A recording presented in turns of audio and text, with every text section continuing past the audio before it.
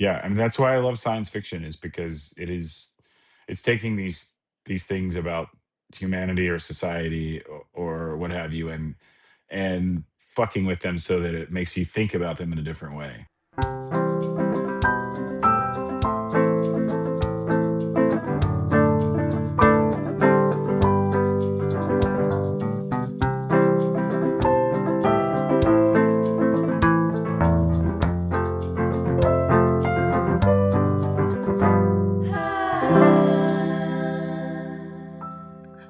Oh, welcome back to Core Memory, a podcast about movies. I'm your host, Cortney Warner, and joining me this week, I'm so excited. We have a musician, a visual artist, and former venue owner. It's Michael Sadler. Hey, thanks for Yay! having me. Of course. Michael, how are you doing? What's going on? I'm doing great. Having a chill day, ready to talk about these movies. Hell yeah. Well, audience, something fun that I always enjoy getting guests on this podcast who either work in film or have podcasts about film. And Michael has done both, which is very exciting. He used to have a movie podcast, and he also is a videographer and filmmaker. So it's very exciting to get to talk to you about these movies. And I feel like when you ever get another person on who has or had a podcast, it's like two podcast hosts trying to you know what I mean? It's like watching like Conan O'Brien go on David Letterman or something like that, you know? Yeah, we'll see if my host tendencies take over at any point and I attempt to steer or sometimes that happens. I've appeared on podcasts and I'm a little more uh I try to be more in control than I should be. So I feel you. It is funny when people, because it's like, not that there's like tricks to hosting, but it is a muscle that if you do it a long time, you're used to it. So you almost kind of default to that, the factory settings of like, well, I'm on a microphone, I must host. You know what I mean? right, you find yourself like, oh, that was a long digression. Let me steer this back to the bigger point.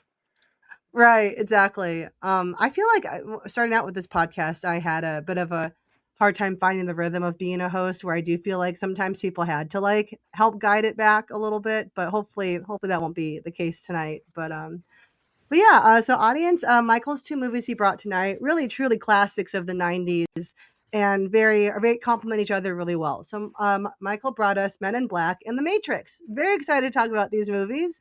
So let's start off with Men in Black. Here's some quick stats here. It came out in 1997, co-directed by Barry Sonnenfeld, and this guy's name I had to read it like 5 times. F. Gary Gray. At first I thought it was like F. Gary for a minute, which is a hell of and which is funny. So co-directed by them, starring Tommy Lee Jones and Will Smith. Absolute classic. There's a theme park ride based off of it at Universal. So Michael, can you tell me about the first time you saw this movie? Yeah, the reason I chose this, you prompted me to think of like what's the first movie I saw, and I kind of cheated a little. And this was just the first movie that I saw in the theater. Hmm. And I was like 12 at the time, and I went with my older brother. And I remember I thought they were going to card me, which is like, why would a child have identification in the first place? But and then they didn't ask any questions, and I thought, yeah, I do look like old for my age. This is cool. Like I get to go into an adult movie and for the first time. But it was truly like a magical experience. Seeing this in the theater was just like completely immersive and so whimsical and fun and funny. It was just like an amazing formative experience. That's amazing. What a good first movie in the theaters too. Audience, I was telling Michael yesterday when I was watching it, I'd never seen Men in Black. I thought I had because I'd written the ride at Universal a bunch of times when I've been there. But so I'm like, certainly, yeah, I know this movie, but like at Universal, the set, like the whole like headquarters, they had that all built out for the ride and stuff. So in my mind, I'm like, yeah, I've seen this before. But when I sat down to watch it, I was like, oh, I've never seen a second of this movie before. But oh my god, what a fun ride it is. So how did it stack up against going to like like movie versus the ride experience? Oh man, so I think the movie's better. The ride is like pretty dated. It's like a shooting game basically. So it's like the queue is really cool where it is like the headquarters and it's very like funny and really well detailed. But then you get on the ride and they kind of move you around and you shoot at aliens as they pop out at you, which now seeing the movie it makes a lot of sense, honestly. Do you happen But it's to kind of cheesy. remember if the so do you know the scene where they have Will Smith in the headquarters and they're putting him through the tests to see if he might be a Men in Black, and he shoots the little Mhm. girl holding like the physics books. Do you remember Yeah. seeing her in the shooting game of part of the ride, or is that just too distant of a memory? I don't remember, I haven't been to Universal in God, I mean, it's probably been since, like, 2018 or so, and I've only gone, like, twice, just the 2 times. I don't you're surprised to know what I don't have a lot of money to go to theme parks, but occasionally I don't think a lot of people do, at this point. I would like to go more, I think they're cool, but especially, like, the ones with all the movies and stuff, but, yeah, I don't remember them having that. I think it was just strictly, like it was supposed to be, like, training because that's why they have you go through the headquarters and everything. So it's like you're in training, but you're shooting at targets, at aliens. So it is I guess, derivative from that part of the movie. But the movie was a lot cooler than the ride. Yeah. But yeah, it's a great movie. Honestly, like the graphics, I think hold up for the most part. Like even it's not like you can tell it was made in '97, but like it's not like offensive to look at. You know what I mean? Yeah, I think they did a pretty good job as far as like working in a lot of practical effects, Hmm. so that when you do end up with like the climax and it's all just like the CGI cockroach bug guy, it is a little cheesy, but you've kind of bought in by that point, and you're not really like trying to take it apart because you're immersed and you've like suspended your disbelief. Yeah. Well, I'm curious too, what like because for me watching it now as an adult in my 30s for the first time, I'm like, these aren't remotely scary. They're kind of cute and funny looking. Was that way for you, or do you feel that at the time that you saw it in the theater, were people like actually scared and freaked out by how these creatures looked? I don't really remember like having one of those kind of joined audience experiences. I was just there myself. It was like too singular for me to really know what people were thinking or feeling. But for Hmm. me, it was like not scary, but slightly like tense and exciting. Yeah. When you see Mikey come out of like the guy, Yeah. and the head pops up, and then when he snarls and like runs after the guy, it was kind of like a little scary. Hmm. But as far as like, there's so many cute aliens that it really, like the baby that spits up on him, and even Yeah. the So cute. even the like raunchy like the coffee room guys are all really funny, and like it's all even when Tony Shalhoub's head gets blown off, it's kind of like it's done, and like the blood is like another color. It's like it's all pretty like fun, and there's not much to be afraid of. I would say Yeah. Vincent No. D'Onofrio is the scariest part. Yeah. Exactly. Yeah, I feel that there was kind of a cool trend around that time. I feel like because The Mummy probably I think came around out that time too, where like there's like these action adventure movies that could be like scary for kids, but they're just really can be appreciated by everyone. Where I feel like I don't know, I don't feel like I see a ton of stuff that comes out that's like that universal, but also like has a lot of humor in it too. You know, I feel like the '90s were really cooking with those kinds of movies. Yeah, definitely. But so how do you feel that the movie do you feel that the movie affected you at all as a kid? Like affected like your imagination or like if you like kind of did any play pretend or made you interested in outer space or aliens or anything? Oh, it definitely like I think solidified my interest in like sci-fi fantasy films, um and just like blockbuster movies. I had seen that movie probably before I saw ET. Oh, really? Wow. Yeah, I think I'd seen that before I'd seen a lot of other things that were maybe formative for other people. So, um, yeah, I mean, just the sense of humor of it, you know, Mhm. I think by that point everybody was already a fan of Will Smith via like The Fresh Prince and Independence Day and all of that stuff. Mhm. Um, but just like I don't know the like the movie making magic of all of it, the puppetry and like the score, Danny Elfman, that whole Yeah. opening sequence with the like dragonfly. Mhm. Um, yeah, it was just like uh, so exciting, and I had never Yeah. experienced something quite like that. You can't quite get that excited when you like pop into VHS in front of your like you know in your like living room television. Yeah. So I No, think there's that something. also, yeah, it made me like kind of obsessed with going to the movies too. Yeah. Oh, that's amazing. I was gonna ask, like, did this like, do you see like a direct line from seeing Men in Black at the in the theater to like wanting to make movies and wanting to be part of like production and stuff now as an adult? Definitely, yeah. I think that like just there, I'm not saying that you can see like the seams of it or anything, but just like wondering immediately, like, okay, how do they make Vincent D'Onofrio look like he's wearing a suit of himself? Yeah. It's just like the incredible like artistry of that practical effect is it just like even at the time I just remember being like 12 years old and like how did they do that? How did they make this little alien move around so articulately inside this guy's head?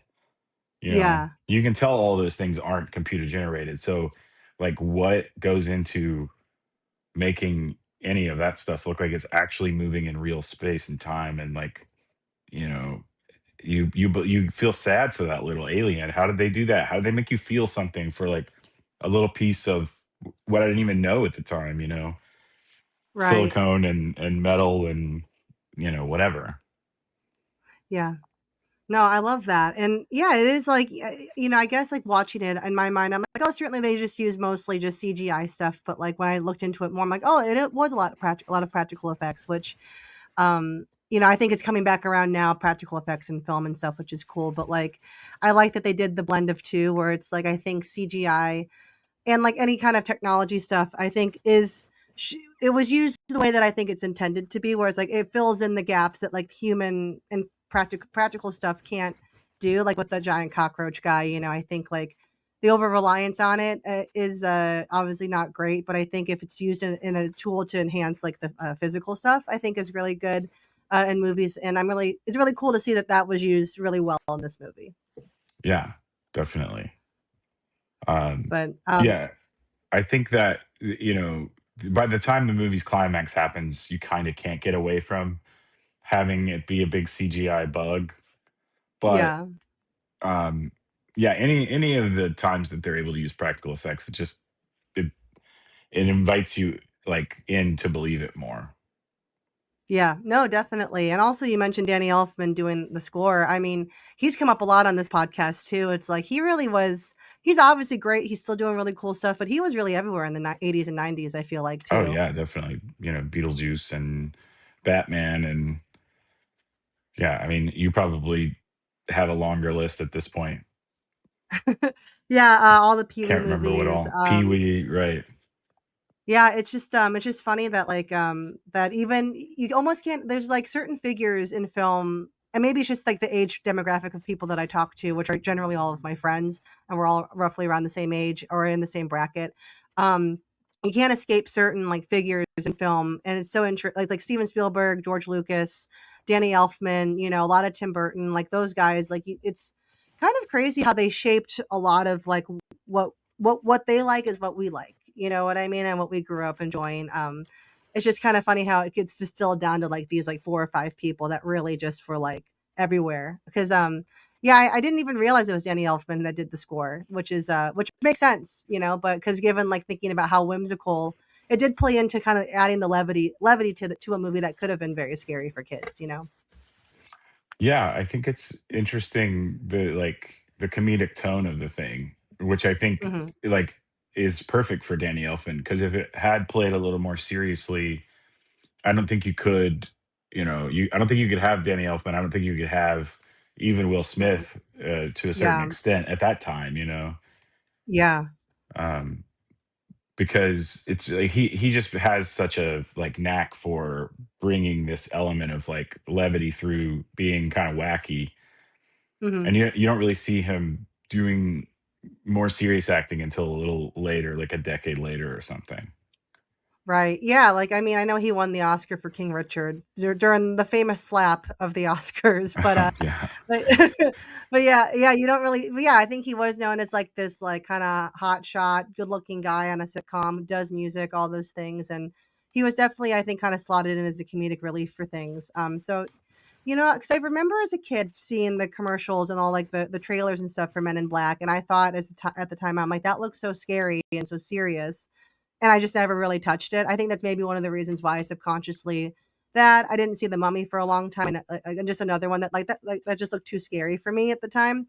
But then to see them, I'm like, oh, these are really fun, and these are really, and it's like, well, of course, Brendan Fraser is not going to do a super serious thing until he's like much older. You know, he doesn't like he was also kind of a goofy guy too. Yeah, and it was just the time of action cinema at the time, to Mhm. be kind of comedy, like infused. Yeah. Yeah, and then I feel like it kind of took a turn for a bit, but then I feel like comedy and action maybe kind of gotten back into the forefront with like Marvel and stuff. I think like Guardians of the Galaxy was probably a good like turn back into like, oh, people like to laugh while they're like excited that things are getting blown up. You know what I mean? Yeah, I mean, even like something that's a little more, martial arts kind of serious, like John Wick has some, Oh yeah, some good comedy moments. for sure. But I wanted to touch back on, you brought up like uh, the song, Hmm. like he did Men in Black, he did Yeah, Wild Wild West when that came out, and yeah, I just find myself wishing that that trend had continued. Like, can we get Concussion, the song? yeah, Can we get Pursuit of Happiness? Like, we need to keep this yeah. like movie single soundtrack thing going. Dude, I agree 'cause, I think about like, in general, I feel like soundtracks for movies, I feel like, they'll get, like, 1 or 2 that actually will be hits on the radio that you forget they're from that movie, you know? And that just isn't very common, I feel like, anymore, like, I don't think maybe a few Disney songs that are, like, on, like, adult contemporary radio, like, or whatever, but you don't get that anymore, and I think the most recent one that I could think of that comes to mind is that Eminem did a song for the movie Venom, and it's just called Venom. I mean, Eminem's a man of many words, but very simple in execution sometimes. Um, Yeah, I just want to see. I want to see more of that. Like, let's get like have an in credits King Richard song. Let's like let's go. right, Let's keep Will Smith working. right. Get him back in the studio. You know what I mean? But yeah, because I feel like, I mean, yeah, because that is like it was I could see that being like a song you could just hear on the radio in the '90s, and like, oh, like that is from Men in Black, but it's also like a really fun, It was all over the thing to place. listen Yeah, to. it was just like that was a radio single. It's like it was up there Yeah, with Miami. It's like that one didn't need a yeah. movie, but it's Men Yeah. in Black. Everybody was pumping that on the radio at the time. Oh, yeah, and, like, I think about the song this is a definitely not Men in Black, but I'm not that it came out not that much later, was, in Shrek 2, the song "Accidentally in Love" by Counting Crows was written for Shrek 2, and now Yeah, but yeah. you wouldn't think about that. You're like, "Oh, that's a really fun Counting Crows song," yeah, it's just the lack of the creativity of, like, "Let's just write something for this movie that can be played forever," you know? Hmm. But yeah, I think we need to bring that back. I think Michael, I think you could do it. I think we got to put you in a movie. We're gonna get you in a starring movie, and you're gonna write a song for it, and it's gonna be a top 40 hit and then you'll be known as that guy. That's a tall order. I think it could happen. I think you just need the right. You need to be paired with the right director and then the right studio, and it'll then you'll be super famous. I feel that you're the guy to do it. I like the confidence. Oh, I fully believe it because we need more of that, I feel like. Because yeah, there's a quality to movies now that they're still good. There's obviously still amazing movies being made and more than ever, and more people have accessibility to make stuff that they want to make. But sometimes I think that it was maybe helpful to have a little more constraint. Like, I don't think necessarily studios should be controlling things, but it seemed like things were more curated, like where it felt like a whole package where it's like, okay, we're gonna have Will Smith star in this movie. He's gonna do a song for the movie. It's gonna be this, and we're gonna make more movies as that one did well. It almost kind of reminds me of like that kind of stuff reminds me of like in like the old days of Hollywood where it's like a actor would be signed to like Universal and be like, oh, you're gonna be in these 5 movies. You're gonna do music for on our record label and all that stuff. And there was something kind of I don't know, kind of like nice that it was so curated in that way, and you got a lot of good. There's a lot of good art that came out of that. Yeah, yeah, it's like the 3 picture deal, the 5 picture deal kind Hmm. of thing. Yeah, that is interesting. I mean, yeah, at this point, there's the other side of that is you just want to see these people have like ultimate freedom to go, Right. work on different things because in a way it's like, do we need to see Chris Hemsworth spend his entire career being Thor, or Right. Robert Downey Jr. only doing like 47 Marvel movies for the rest of his career? Right. I'm not saying that these are like necessarily incredible artists, but Mhm. you know, but if, but yeah, I'm just uh, the franchise has kind of brought that back in a way, but it's hopefully those people can get whatever they want to get made outside of that Mhm. system. Right, agreed. You just hope that like Brie Larson can go and work on whatever she wants or get something greenlit because she's been, Captain Marvel a couple of times. Right, hopefully, although I feel like people don't like her very much, even though I think she's awesome. Yeah, that is an interesting person to bring up because she is sort of maligned by people, but I think it's just because Yeah. people are nerds and assholes. I don't know that Yeah. it's like actually has to do with the quality of her work. I, Oh, I yeah. thought she was great as Captain Marvel and Same. as good as anybody else is in any of those other roles, I guess, Right. No, I think she's awesome. I love her and all her indie stuff, like, I loved her in Room, that was the first thing I think I saw her in, Yeah. well, actually, no, the first thing I saw her in, I think, was 13 Going on 30, because apparently she was in that movie, um, as, Oh, like, a kid. huh. So I didn't know it at the time, but like seeing her as like the actress like Brie Larson, but yeah, I think there could be a balance there too because it does seem like those the Marvel people and the Star Wars people can all go off and make whatever they want to, but I don't know, there's something nice to having a bit of structure, but like where if the actor or if the performer has like the talent to make music for a movie and to do all those things, it is kind of cool, and I think that I mean, I feel like most actors don't do all of that anymore. I feel like we kind of lost that, like, oh, I'm an actor and I'm a musician and I do this and this. Like, it kind of died off with like the Nickelodeon Disney kids a little bit too, you know?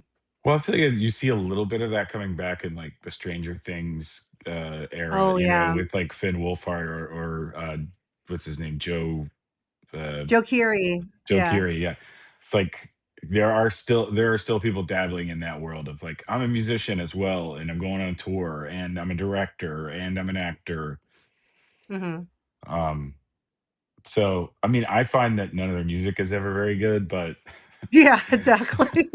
but I think Will Smith is like it may be a slight exception because those were like huge hits. Yeah. But he kind of, I think that's maybe the instance of he started as a musician before he really got into the Right. acting game. So and I don't think he's great by any means. I just those are good pop songs.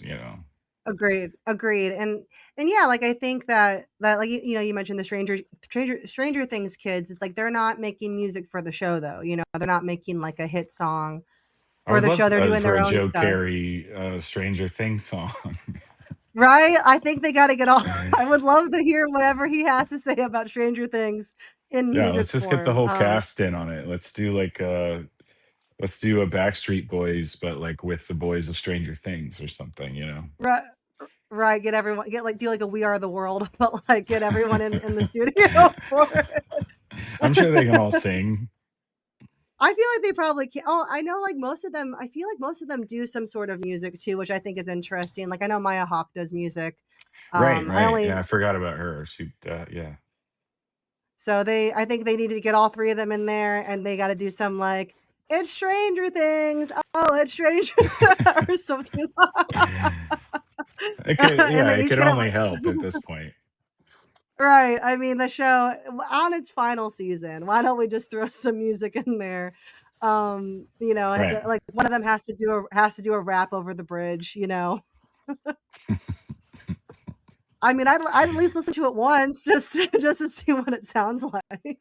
We'll make David Harbour do the rap. Yeah, oh, yeah, I think he would be perfect for that, you know?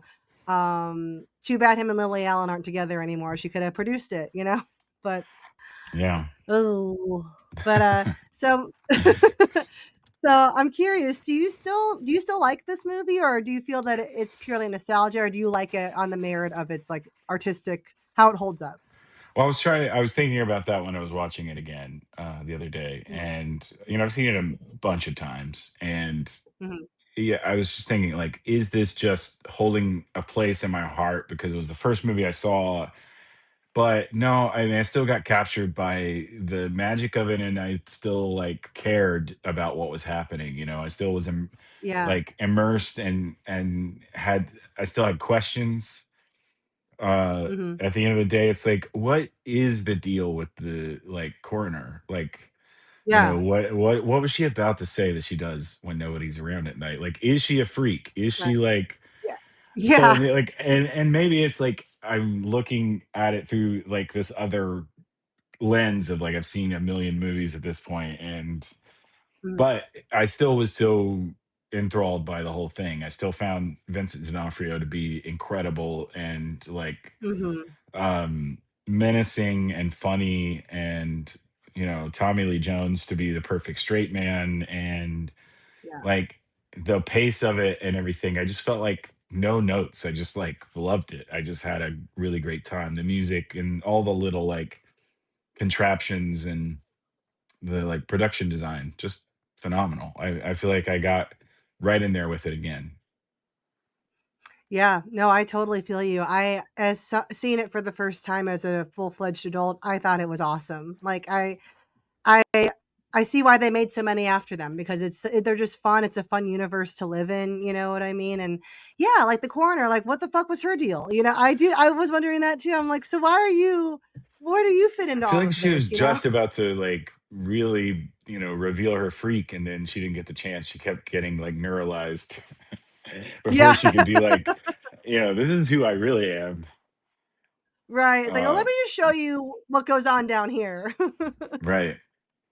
But yeah, I mean, I I just got right back into it, and Mhm. just it felt like, you know, a good short entertaining watch. Yeah. Agreed. I think that, like, I feel like if they released it today, not the remakes or whatever, I think it could still if they, tweak some of the CGI, it would still be a hit, I think, I just Yeah, I don't think I've really seen anything quite like that before, and, like, it's aliens, it's kinda scary, but it's funny. I don't know, just a good mix of a lot of things going on there, that I think it would absolutely hit today. definitely. Yeah, I mean, and a lot of things have tried to uh, mimic that, or even like the sequels trying to recapture that, which they blow. The sequels are terrible. Good to Um, know. and we're going to talk about that in regards to the Matrix too, but it's just so Yeah. hard to like cash in again on something like that, because there was something magic about it. And I don't know if it's just like the the stakes are higher because you have to like really knock it out of the park on the first go, and then Right. you can kind of phone it in on the sequels. I don't really know what happened, but it just doesn't have the same kind of like um sparkle as the first one. Yeah, yeah, and I feel like that's really unfortunate because it does feel like everyone's given it their all. They're all perfectly cast in these roles, and I think this will relate. I was watching the new Actors on Actors episode, and it was Kate Hudson and Jeremy Allen White, and they get on the subject of her talking. They're talking about all the rom coms she does and how she loves the genre of the rom com, and she's like, these studios. the point of making a rom-com to them is not to make some art project. It's to get people to come out and see it. And they basically have, she's like, I've heard this over and over again from studios, from directors, whoever. It's like, it doesn't matter about the character. It doesn't matter what happens. What matters is that we sell this product, basically. And she's like, well, I care about the art. I care that I want this to be a great rom-com. I want this to live in a world where it's timeless.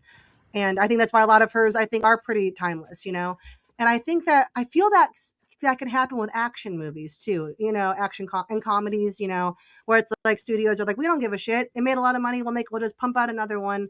And I wonder sometimes if that care and that precision that goes into those first ones, like the first Men in Black, because they're, it felt like there's a lot more passion, I would assume, behind that than like, oh, studios just want more of these. So I don't know. If that relates to it or not, but I wonder if that's maybe why they kind of fell flat.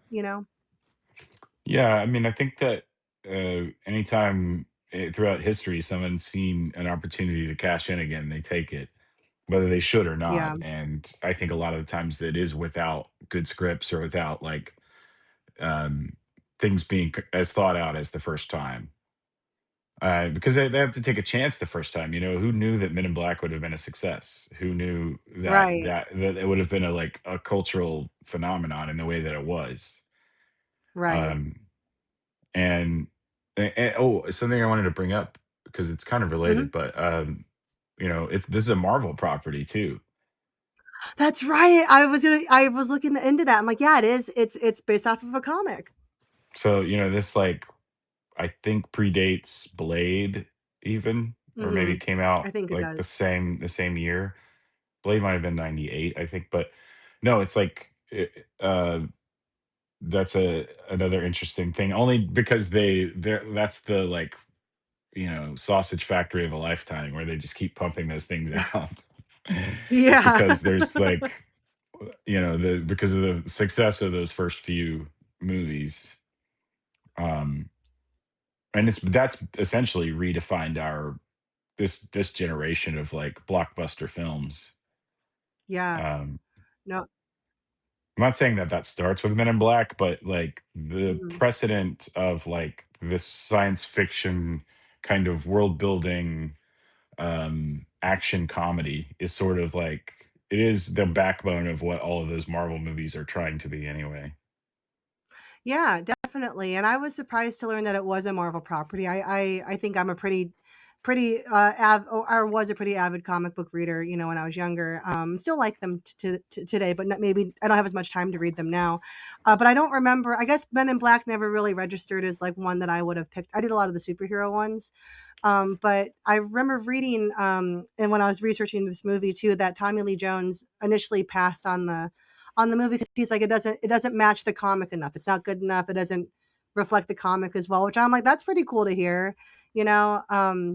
So that was my first like, oh, I didn't realize it was based off of a Marvel property, Yeah, I'm always but I feel like it does. surprised. Yeah, I'm surprised by him because I know that he had kind of famously a bad time working on Batman and Robin, yeah. or Batman Forever. I can never fucking I, remember which I one. think it was Batman Forever. I think, yeah, But then he goes on to do like Men in Black, which is another kind of like very over the top kind of thing. I guess he's doing something a little more in like the realm of like the straight man, so it's maybe a little easier. But it's interesting that he like wanted the comedy in there, and the kind hmm of like whimsy of it. Because I think of him as like more of a very serious actor, but he's great at like he's got the tone perfectly down for something like this. yeah. Like he definitely nailed the yeah, like you said, the straight man, where it's like he seems like he is a serious actor. He has a very serious face, like even. But maybe that's why it worked so well because it was just like so ridiculous that he's very like, no, I take this very seriously and this is what's going on, and like just, and Will Smith is like the audience basically being like, what the fuck is happening? And so I think that it worked really well for him, and I wish he would do more comedies. Yeah, yeah. The things I've seen him in, I've enjoyed Same. that side of him. Yeah, for Oh, sure. so yeah. Oh, go ahead. Oh no, I was just gonna no, no, it was just a dumb tangent where I was like, he's kind of like Jason Bateman, where he sets up the joke really well. Yeah, yeah. But what were you gonna say? Oh, this an element of this movie that I think relates to The Matrix, is and especially, like, perfect for somebody, like, 12 years old, like a 12-year-old boy, is Mhm. this, like you're talking about Will Smith being kind of the audience member, character, which he Mhm. definitely is. It's like the secret world opening up, uh, and everything you thought was real is something else. Yeah. And that was especially like wonderful as like, you know, as like a teenage boy. It's like you're just having all of those thoughts and you're having all those feelings. It's like, what if the world were different? What if, you're letting your imagination like kind of I spent a lot of time as a kid thinking like that I was the only human uh in existence and The everyone only else. just the only human. Yes. And that I was being experimented on by everyone else. It's like very very crazy conspiratorial little kid stuff. Uh but so yeah, that like this and the Matrix, like both, they like it's mind blowing for like a young mind to be like, oh, like, you know, the world is like stranger and wilder and weirder and like vaster than you ever thought. Yeah. uh and all those like things that you think are true could be true, and maybe you've just been brainwashed to not see them, or maybe somebody neuralized you. Right, right. No, that's so true, and it is such a fun those types of movies I think are really good for, like, young people just to be like, "Well, what else is out there?" Whether or not we're being controlled by the government with aliens or not, or there's just more that meets the eye out there for people to find beyond, like, I know you and I both come from, like, rural, small towns, didn't have a lot of money, so that it's a nice thing to dream about, like, "Well, what else can I do?" You know? Yeah, I think and when you're in a circumstance like that, you have to let your imagination like go well beyond the bounds of what you know, because you just live in like, poverty, or like a very small community, and Yeah, like what is out there? What is out there for right. me? Yeah. Oh, well, that's beautiful. Are you ready to move on to your second movie, The Let's do it. Matrix? Yeah. Let's fucking go. All right, so for some stats for the audience, The Matrix came out in 1999, famously directed by the Wachowskis, starring Keanu Reeves, Lawrence Fishburne, and Carrie-Anne Moss. Truly a classic of the genre and just in general. Michael, why is this one of your favorite movies? Oh, it's just the coolest fucking thing ever. I mean, I don't know. It's like it, uh it's not my favorite movie, but it's definitely, it tops the list of like Yeah, my favorites. And I picked this because it kind of went hand in hand with Men in Black, because I saw this a couple years later in the mhm, theater. I was a little older and it just blew my mind. Uh yeah, it was like kind of, you know a like more serious, more like far out version of the same thing, where you're like being taken out of your reality and put into this other reality. And just like all the clothes and all the music and all of the like um all the philosophy of it. uh it just was like formative completely. yeah. Oh, and it's so it was ahead of its time in a lot of ways too, like, it's a shame that it got commandeered by all these, like, these, like, right-wing idiots, the red pill, blue pill Yeah, bullshit. yeah, yeah. When it's like I believe it's like an allegory for being trans, I'm pretty sure, Yeah, for the yeah. Wachowski sisters. It's kinda crazy how that got commandeered.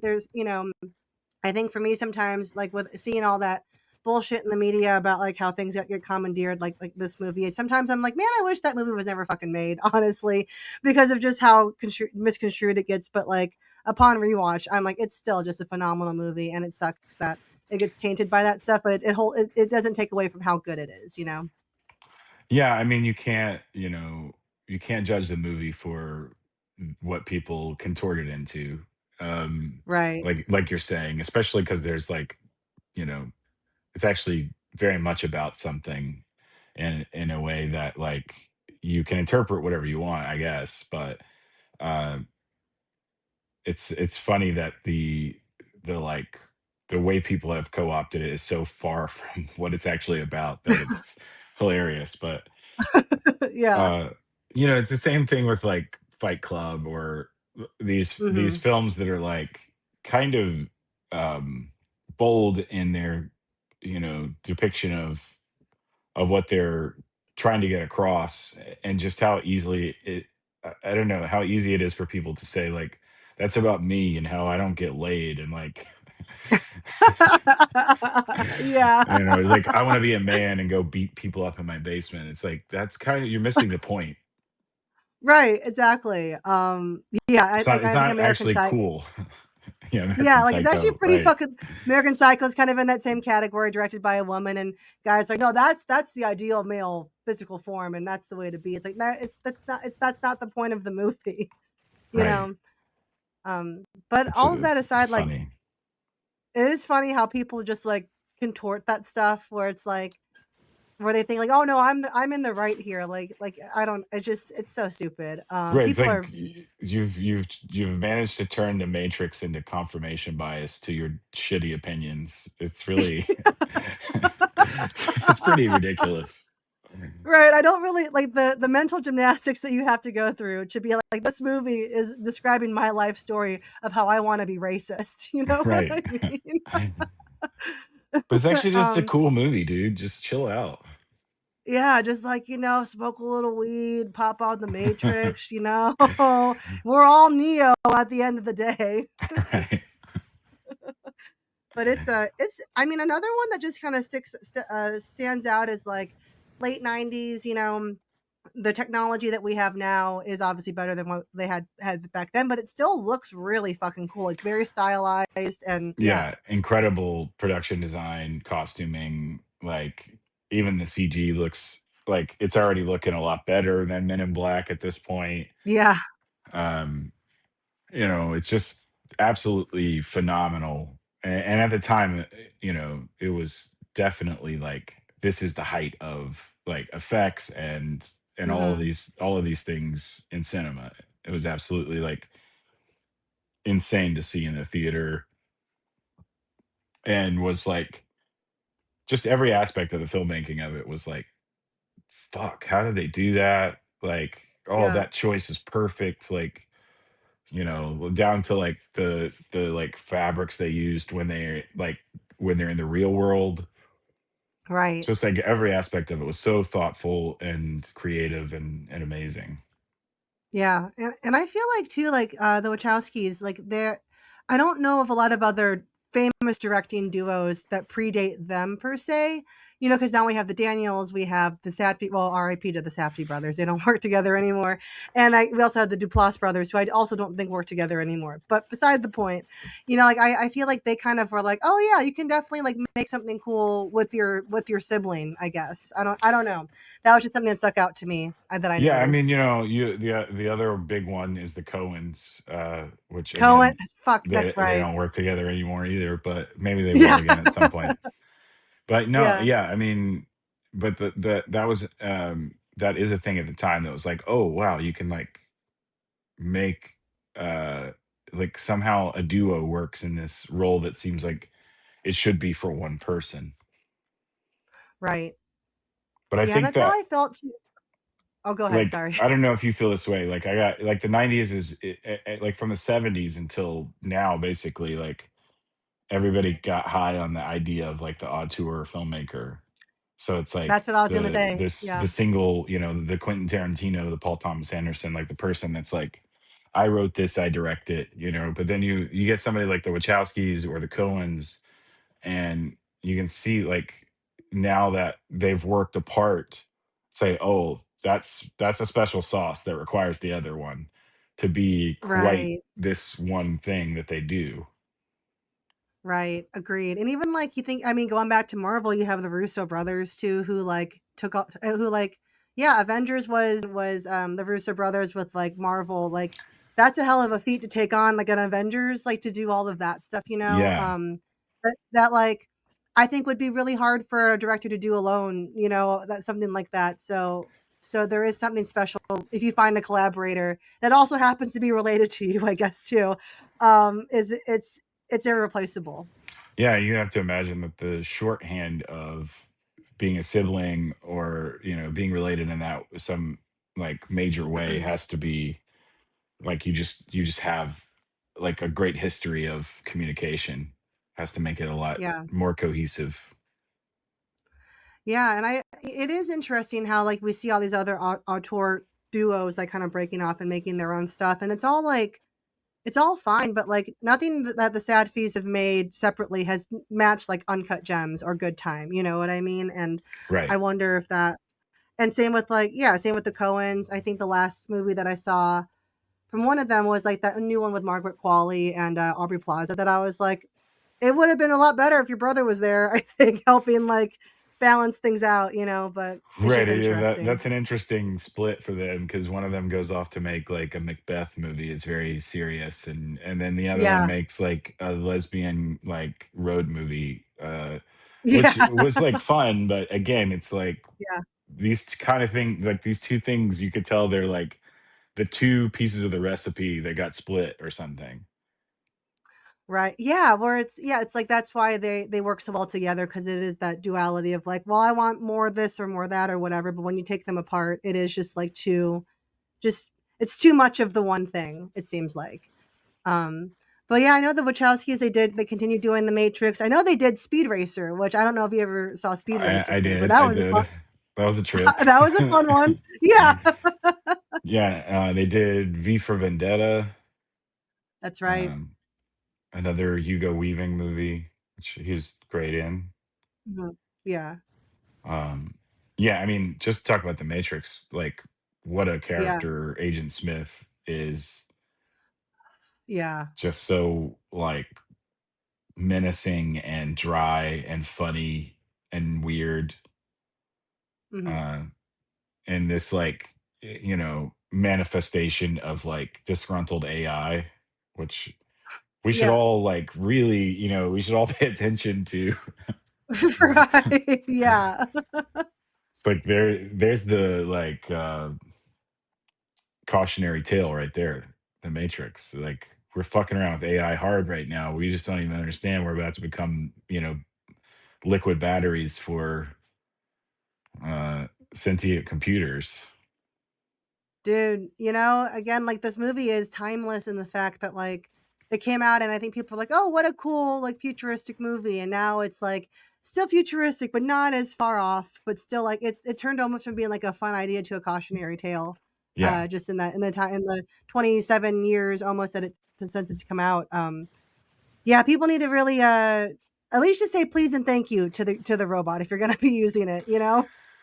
Well, yeah, I mean, at this point, we haven't quite figured out as a society how like far we want to go in using it. A lot of people are, you know, um, against it. I think that uh, like it's inevitable, and Mhm. they probably even said that in the Matrix.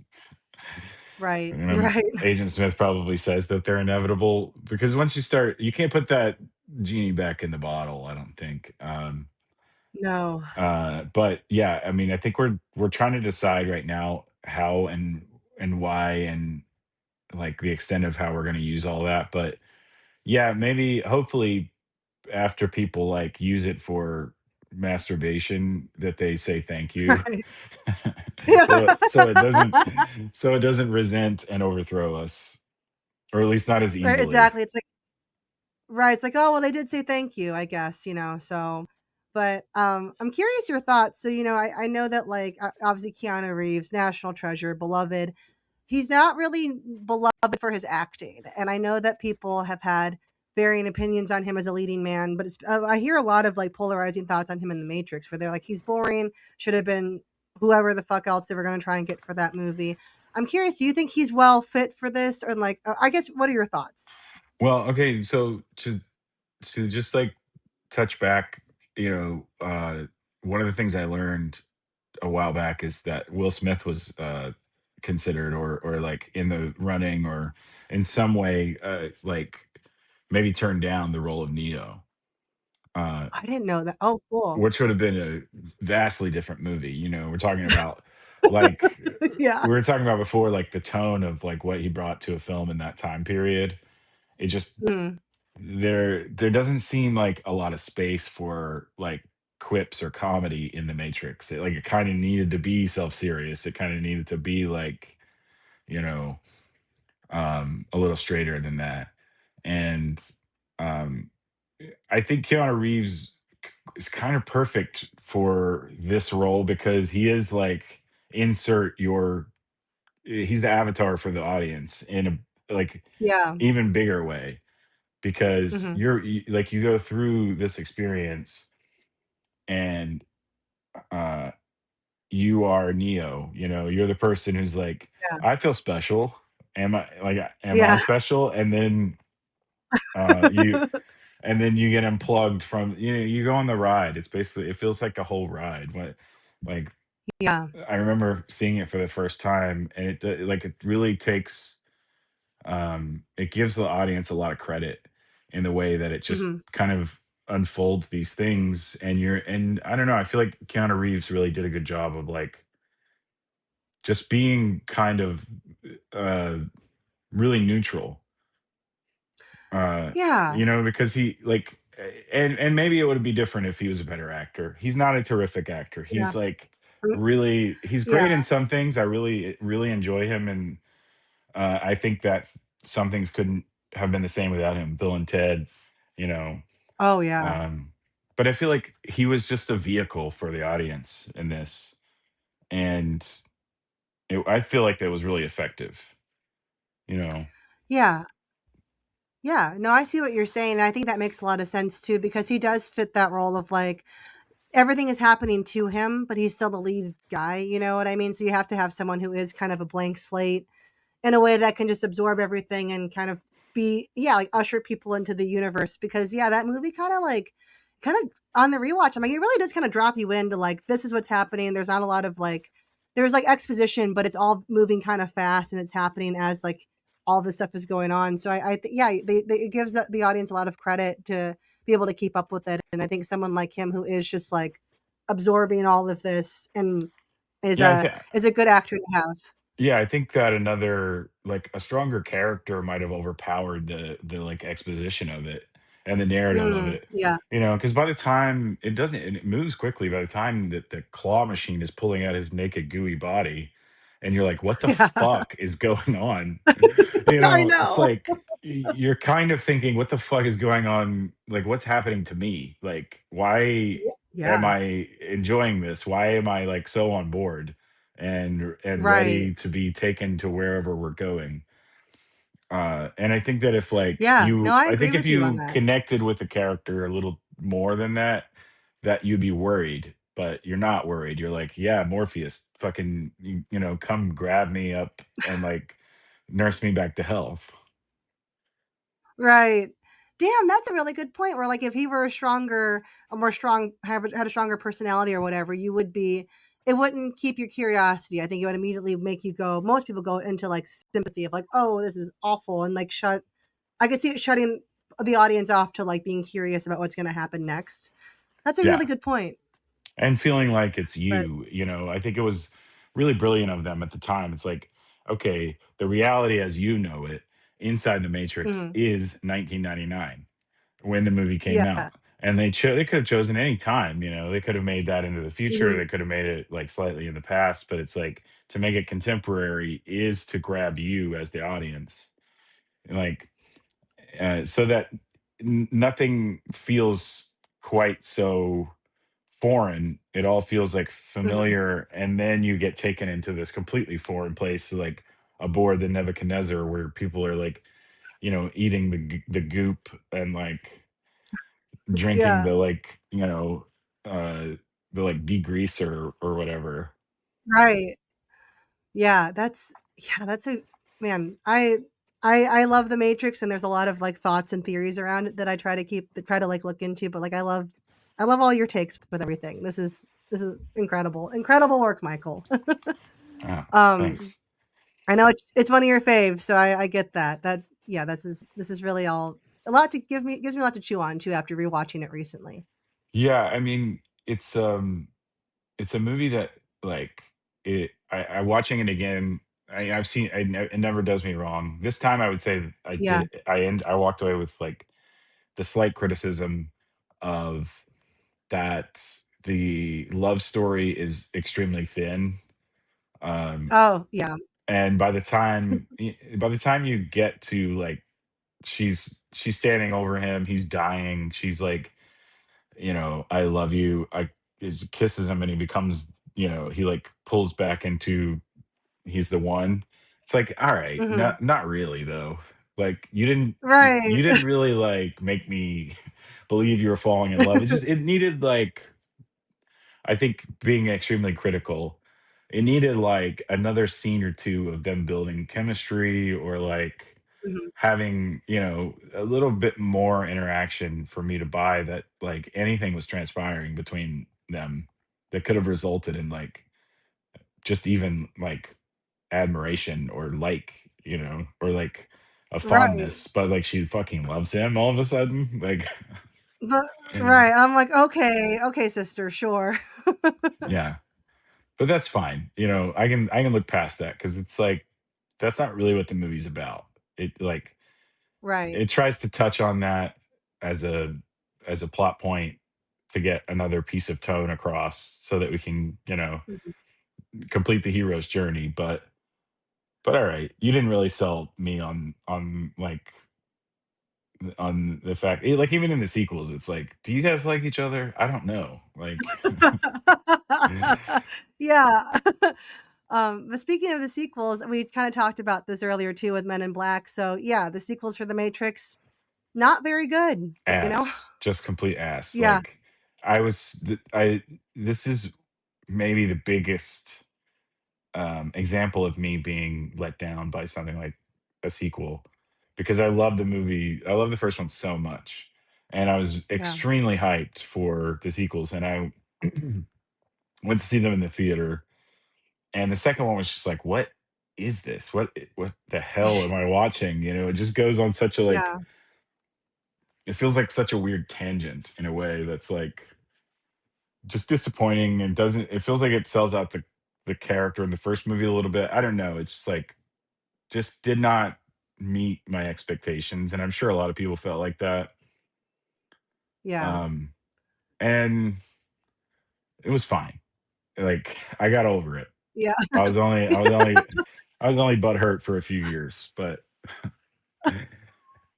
uh, Only a few years, it's okay. yeah. And then the most recent one was fun. Yeah, It was yeah, okay. It was like you know I feel like it was different enough to make it worthwhile. mhm, And it was like kind of long enough so that they could do some sort of meta things with it. Um, it was enjoyable. I wouldn't say that it was good or that it really fit into like being a sequel to the first one per se in the way that I would want it to be. But I enjoyed it. But yeah. I did I one thing I really loved was the Animatrix. I thought that was super cool. Oh, wait, what?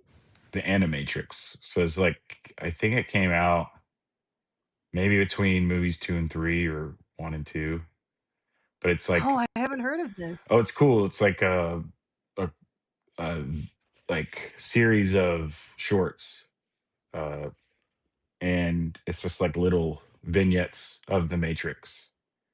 Um, you should watch it. It's, like, they're all done in different animation styles, and it's, uh, it's pretty groovy.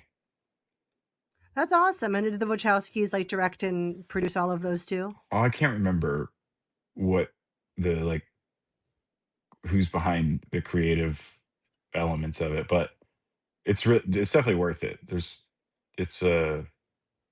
just smoke a doob and like popping Yeah. on, like Yeah, well, we for our next, for the next art hangout that no one could make over to your house, that should be the next one. yeah, we'll just like smoke a little weed and watch the Animatrix. No, that's actually a good. That'd be a good like. I like to do like a little cartoon before the movie sometimes. Um, Yeah. things like that I think are fun. So that would be a good one, just depending on what you're pairing it with. Yeah, no, I love a nice little yeah, kind of like like Pixar does with their little shorts before they put on the actual movie. I love a Yeah. nice little, like, little appetizer before the main course kinda situation. Yeah, I feel like that's like something that dates back to like early cinema too, where they just like have a little cartoon Oh, before the yeah. movie and or like a newsreel or something like that. Right. Well, I think that's how Mickey Mouse came to be, was he was, like, Steamboat Willie or whatever, it was just a little, like, short cartoon that they put before, um, whatever movies that Disney was working on, I think, at the time, but yeah. No, that would be cool. I'd never heard of Animatrix, but I'm gonna have to check that out. I I didn't see the new movie, the newest one, because I was already just kind of like I like the first one, don't really remember the second or third one, and I was already kind of over it, you know what I mean? But it's good to know that it was at least a fun watch. Yeah, I mean, it's like made by one of the Wachowskis. It's got a good cast. It's got like the benefits of all, the modern filmmaking technology. Keanu Reeves and Carrie Ann Moss come back. Um, yeah, I thought it was cool. It was like fun and Yeah, like just it was fun to go back into that world a little bit with something that's um it felt a little like a little more appropriate than the two sequels somehow. interesting. But that's good to know because, yeah, I in my mind, The Matrix is just that's the only one. The other ones don't count. Yeah, I mean, you Um, don't really need to like he when he flies off at the end, he like hangs up the phone and you just see him flying and you're like, all right, like we don't actually need any more from Neo. We know he's gonna go like fuck shit up. right, right. And I wonder if they, maybe because like, kind of like talking about with Men in Black too, where it's like they didn't know they were gonna make another one, so it's kind of nice that it was so contained, and it does feel like I feel sometimes with like sequels to movies that are most of the time sequels aren't necessarily necessary, especially like ones made back in the day. I think a lot of times now movies are being made to set up for a sequel, but that's why a lot of movies feel kind of incomplete, you know? But for this, it's like, man, did The Matrix really need a sequel? You know what I mean? And like in the context of like how perfectly well done that movie was, you know? Yeah, I mean, it just insisted on a sequel because it was an enormous hit. Uh, but I the know. storytelling Yeah. was complete, and maybe there is a way to say, all right, this is how the story continues. But I don't know. It's like maybe the sequels they planned the whole time. I don't really know what the story is. I just felt like the way Right. in which they unfolded was just it lacked sort of the punch of the first one, and maybe you can't recapture Yeah. that first one because the like mechanism of it is that it is sort of a twist and it is sort of like this amazing like turnaround where you leave the world as we know it and go into this like higher concept science fiction thing. So you kind of can't do that over and over again. So maybe it's Right. just naturally was never going to amount to being as good, but I still feel like the mark was missed in just the quality, like and like the villains in the other ones, the like set pieces, the even the like the look of them just felt a little like off from center of the original. Yeah. Yeah. I totally get what you're saying because there is, I think, as that story with Neo, I feel like was kind of complete from the first one. I mean, you could have him pop in, but it would have been cool to see more of a expanded of that universe. You know what I mean? And that's how I maybe would have done if I had all the money and were in charge. I would have done more of a here's the rest of like the Matrix, but here's like other people that maybe are connected to Neo in some way, but like it's not his story just felt kind of complete.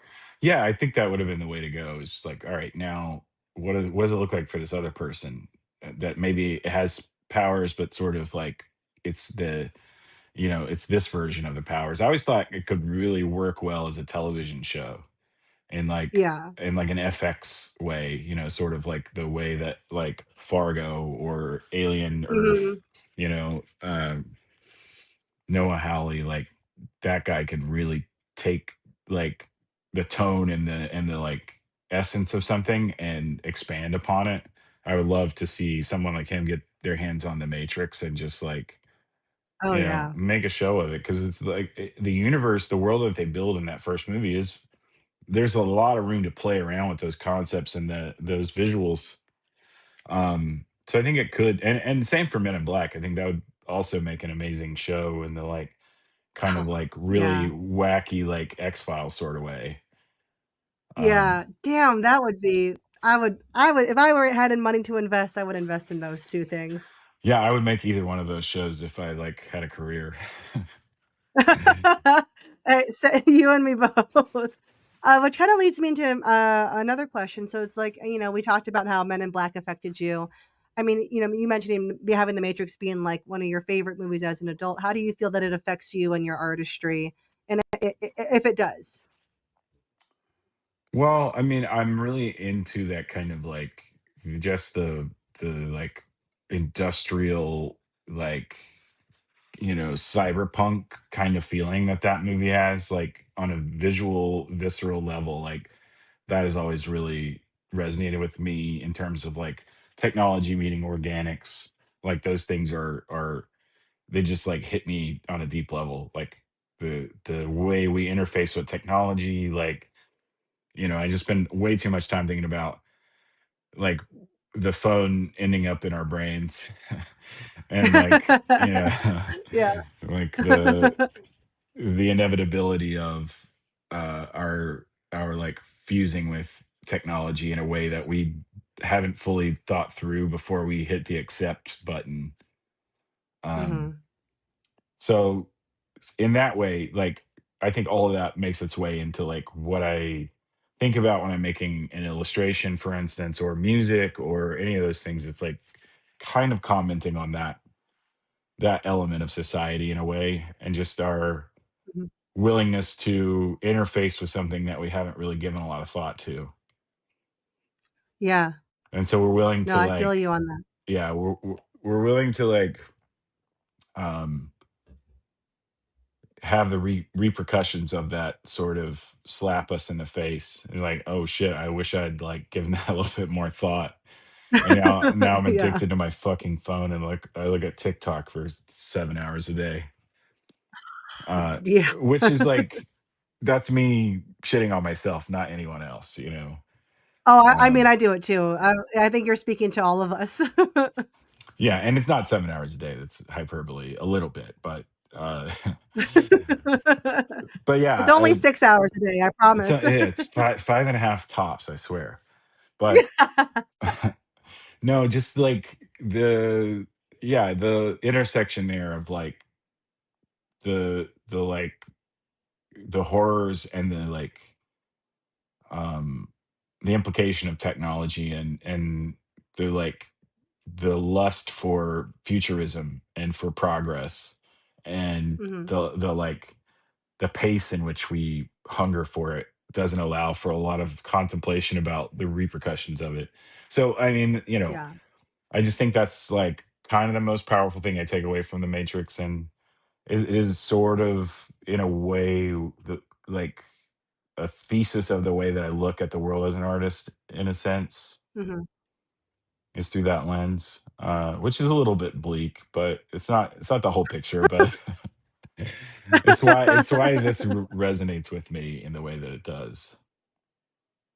Yeah, no, yeah, I feel you on all of that because as you were mentioning, just like how we are becoming so fused with technology, I saw an ad for the Google Glasses where it's like, oh, you wear them all the time and you can like scroll as you could be talking to somebody and you're looking at something else, you know what I mean? And people Jesus. are just so like, yeah, dude, I watched a YouTube video about it, and I'm like, "This is crazy." Like, there's this video that I watched from this YouTuber. He's like, "I wore Google Glasses for 24 hours or whatever," and like some challenge. And he was in like a cab or an Uber, and kept like asking his glasses questions, but the Uber driver thought that they were having a conversation, and he says, "Oh no, sorry, I'm talking to my glasses." And it's just like, it just was just so bleak to realize like, oh, this is fucked up, you know? Yeah, I And mean, I don't know if you yeah. remember like the feeling of those early. times where people had the headsets in and you couldn't tell and they're just talking to themselves and you're Oh, yeah. like, oh, and then you realize, oh fuck, they're like on the phone or something. And it's just going to Yeah, be yeah, more and more removed where we're having like full like interactions with the glasses or whatever. It's just like it's pulling us further and further away from like tangible visceral human interaction where we're like making eye contact and shit, and that's just going to like right. really fuck everybody up. Dude, I feel you. Like, I think about, and I've used ChatGPT before and like chat bots before just to ask general questions about some things, but like I don't want to ever judge anybody for using what they have to use to get by, but it's like, when I find out that people basically become the plot of her and like have these full on relationships with these robots and like use Yeah. it for like comfort and for therapy. Like I did and I'm admitting this on my podcast for all 12s of you to listen to and judge me on. At least dozens of people will listen to this episode, if we're lucky. And I tried I tried it once to like do like a like treat it almost like a therapist. I was like, what is it going to give me back? Because it's like, is it going to give me a bunch of like, if I ask for the scientific articles and like the references, will it give me those? And it's interesting because it will give you like it'll summarize things with like references and citations and stuff, but it always like but the tone is never consistent. It's like, it's like, yes, this person does not hate you and you're in a good place with them, and then immediately can be like, oh well, no, you're right, like they hate you and you should just stop being friends with them. And it's just kind of crazy, the inconsistency that people are using it genuinely to like figure out the rest of their lives, you know what I mean? Yeah, I mean, again, it's an interesting thing to see the way that like, especially a fledgling technology like Chat GPT or that type of AI, the way that people will apply it to their lives. If you think about like the advent of the internet and all the hope that Mhm. everyone had for this like information superhighway that we all had at the touch of our fingertips, and then how people basically just used it to like yell at each other and like jerk off or whatever. And Yeah. and but it's like the other side of that is that it has connected people and communities and like artists and like there is the flip side of all these coins where like Right. if we think about AI and application of like medical technology or like using it Mhm. in any of these ways that will accelerate computation towards a goal of like helping people, excellent. Yeah. But if you're just going to Right. use it like in a kind of or like even companionship, I think that we are in maybe the loneliest time that we've ever encountered in terms of society. So it's like if that keeps somebody from self-harming or it just like stabilizes them in some way, then maybe that's a good thing that we're Yeah. moving towards. It's just like Mhm.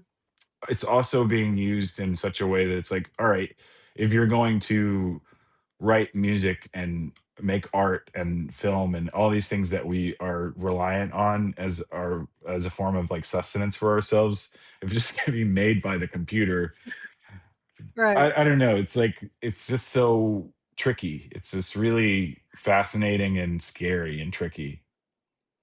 It is because, yeah, like I do think it can be a good tool for people to, yeah, you mentioned the loneliness epidemic that's going on, I think, for everybody at this point, that having something to bounce ideas off of, I think, can be helpful. It's just like scary that like it's not an altruistic tool because it's like storing your data, storing the Yeah. information that you give it. So it's fucking scary to think about where it's like, oh, I have this little robot that I can talk to, and it does help people, I think, come down from certain, or just like just work through stuff that maybe you can't afford a therapist, or your friends are busy, or you don't want to bother people with the same problem again. But it's also like, man, somebody out there has all of this data on you and like any screenshots or whatever, and that's just like what's really Yeah, scary, and the intent of it is for consumerism.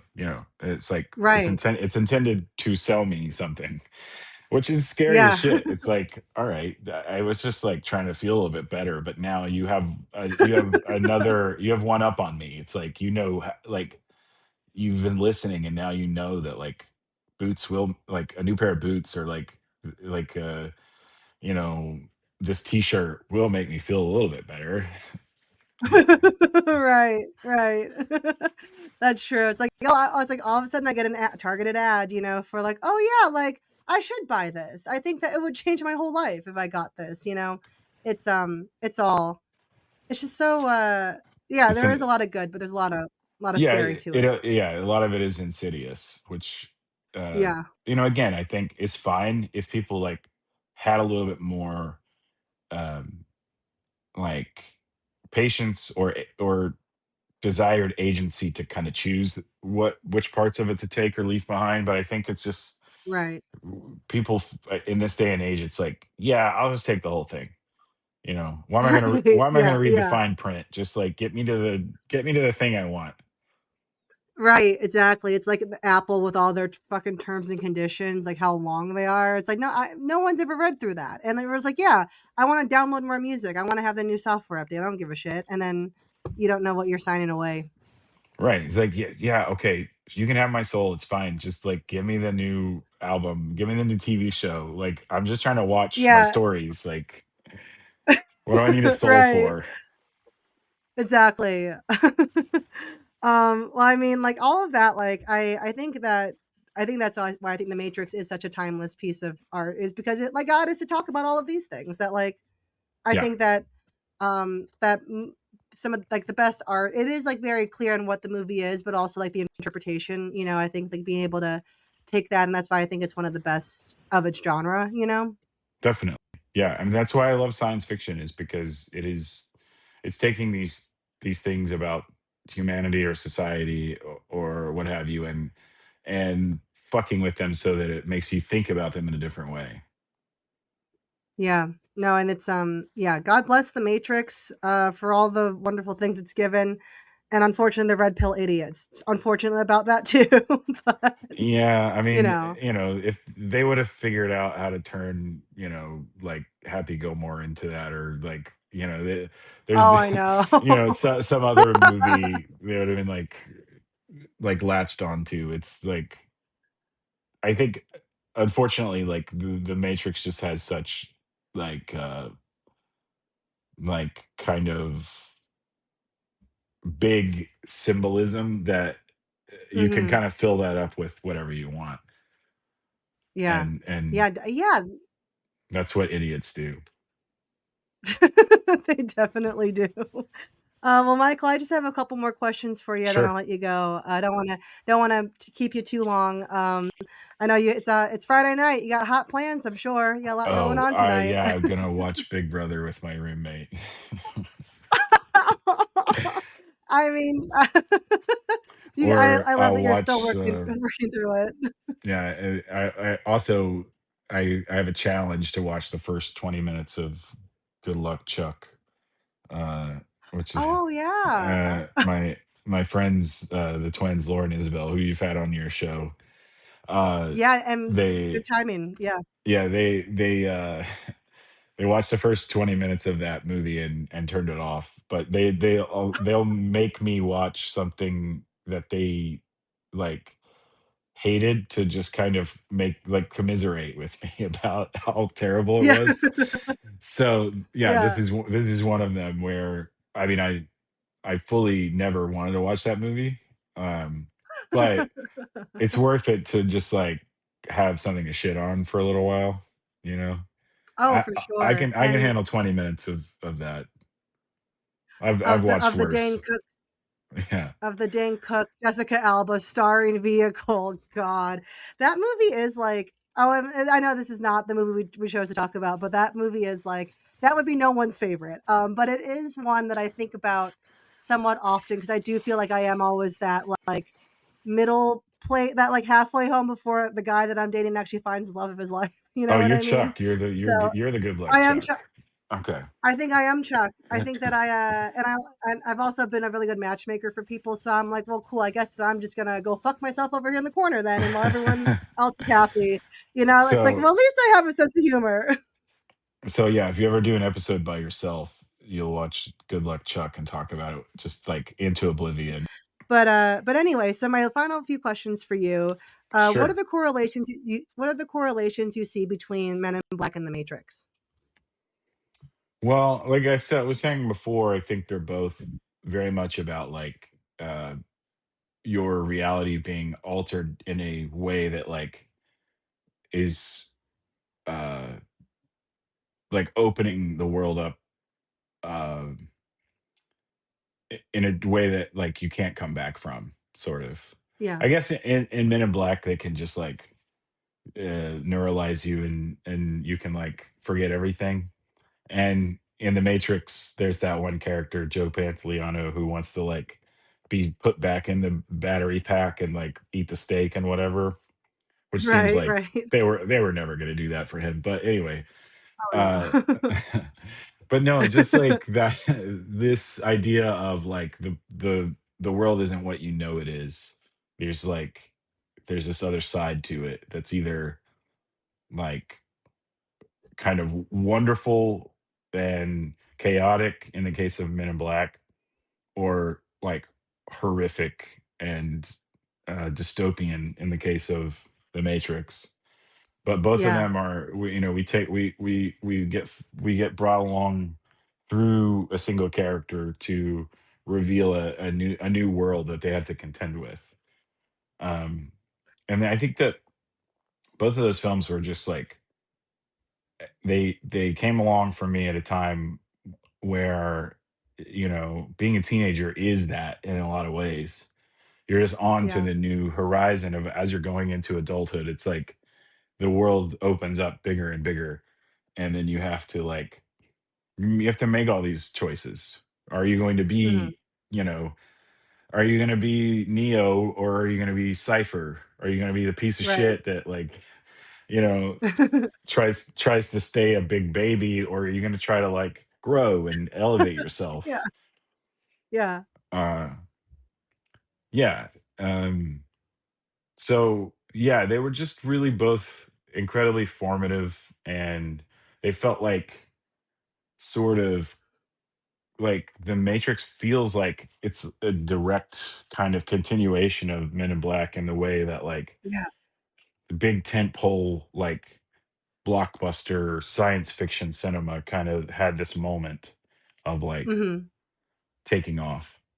And that era of movies is just so incredible. Like we didn't get to really touch on it, but 1999, like an Mhm. Oh my god. insane Yeah. movie year. Just like Oh, for all the shit sure. that came out, just like a, a wild year for movies. Oh, for sure. I say 1999 and 2001 were great years for America when it comes to cinema and not much else. Yeah, there was that one thing that happened in 2001. I don't remember though. I can't Yeah, recall. let's not get into it. That's a different podcast. Right. Yeah, that's the remembrance They made a couple podcast. movies about that we could talk about later. Right, that is a core memory though, so it does it does a lot. Definitely, it is for Um, sure a core memory. my last 2, which are my rapid fire questions, but answer them at your leisure, however, Yeah. like, fast or slow you'd like to answer them. Mine, so for both movies, if you had to recast both movies with all Muppets, but keep 1 human in each movie, who would the human be? Hmm. It's a really good question. Not bad, right? Yeah. Okay, so in Men in Black, all Muppets except for Rip Torn would be the same. Because Yeah. I feel like he's just like upset all the time, and he's a curmudgeon. So just having a bunch of Yeah. wacky Muppets running around and him just still being like "Grr," would be really fun. Um, and then who like my first instinct is to say keep Agent Smith and then everybody else is a Muppet, but I think that's Yeah. Less fun. I think keep Keanu Reeves and then everybody else is a Muppet, Mm, because it's right. like that way. Maybe they just become Muppets when he like goes through the other side, Oh, and I then love like it. yeah, I think keep Neo, keep Keanu Reeves. Yeah. Yeah, 'cause he needs to be able to be neutral, but also be like, "These fucking puppets are talking to me Right. now." It's like, what? Because the whole movie, he's just like, huh? Ye He's yeah, saying he's pretty much saying huh or like whoa like the whole time. it reminds me that reminds me of that, awful War of the Worlds movie that came out with Ice Cube, where it's just on Oh Zoom. wow. Uh, Yeah. all his reactions are just, "Whoa!" or "Oh, shit." That's all he does the whole movie, reacting to a computer screen, and that's pretty much Neo for the first movie. Um, and Yeah. my final question for you, Okay. is what's your go-to snack and drink at the theater, at home? What do you gotta have? All right, that's changed quite a bit over the years. So if you want like a broad answer, so What yeah, I used to love some popcorn, but then I worked in a movie theater, and that kind of ruined me on popcorn. yeah. Um, and then from there, I used to get like the cookie dough uh, things, but then it was Oh, like yeah, I can't afford to be buying this candy at the theater anymore. So I would like hit the gas station. Um, yeah. then it's like probably gonna be peanut butter M&Ms, Mm. uh, and sometimes like a flask with bourbon in it. Yeah. Uh, I would say like something peanut buttery. I don't know why, but like Yeah, Reese's animal crackers or peanut butter M&Ms or something like that. Something chocolatey, something yeah, peanut buttery. And then yeah, yeah, drink. I love a good soda. If I'm feeling rich, I'll get a fountain drink, yeah. and then Hell I'll just yeah. like pee my brains out when I leave the theater. I feel that. An audience, I've seen movies with Michael multiple times, and I can confirm Nutter Butters or the Nutty Buddy crackers you brought in. I remember when we saw Sinners. And Yeah. then you and Travis, who was also on the podcast, got sodas, the Snow White cups. Oh right. Yeah. Yeah. Still have that. Yeah, that was Mickey Terrible 17, I piece of think. plastic. Right. Right. Yeah. What about you? I want to know like what's your go-to? We've been to the theater together several times, but I don't know that I've noticed like a go-to for you. And that's because, like, I'm not much of an eater when it comes to movies. Like, I will watch it like, at home, I'll just, like, eat whatever the fuck. I'm usually eating dinner while watching a movie. But in the theater, I don't like hearing myself chew, you know what I mean? Because I also, like, I wanna be able to hear the movie, so any kind of I don't Right. care if other people. It doesn't matter if other people chew around me, but I just don't wanna I can't handle hearing myself do that while trying to focus. So I Yeah, don't it's louder normally. in your own head. Yeah, and it's also just like, do I need to be doing this right now? So I don't really eat when I see movies, but I always will drink. I like a nice beer or like a whiskey, but or wine usually if I can do that. Or like if I'm not drinking alcohol, I'll do like a Lacroix or something like that, or like a lemonade. But yeah, generally I'll stick with a drink, no snacks, at the theater, and so that's probably why you'd never seen me with anything. Yeah, Huh. I definitely yeah, and I'll sneak in a flask. I brought a flask to when we saw Stop Making Sense a couple years ago for your birthday. Um, Yeah. Yeah. I don't think it ever made it down to you. I think it kinda stayed on one side of, like, the row. It stayed amongst, like, 2 or 3 people, I feel Oh, like. yeah, that'll happen when you're if you go with a larger group. It's hard to get the flask all the way down the other end, or like you're sharing candy. It's like at some point somebody says no, and then it never makes it past the no, and it goes back. Right. So it's understandable.